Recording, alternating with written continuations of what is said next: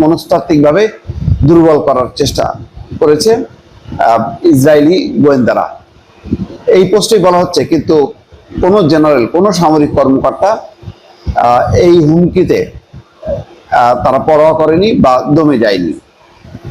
এখানে বলা হচ্ছে ইরানের বিরুদ্ধে 13 জুন আগ্রাসন চালানোর পাশাপাশি অশুভ আরেকটি হামলা চালিয়েছিল ইসরায়েল।